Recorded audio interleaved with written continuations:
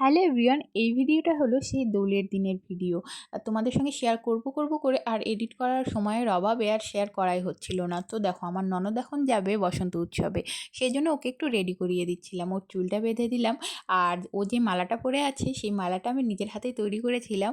আমার পরার সৌভাগ্য এখনও হয়নি, কিন্তু আমার ননদকে বললাম যে তুমি পরে যাও, তোমার এই শাড়িটার সাথে মালাটা বেশ ভালো মানাচ্ছে।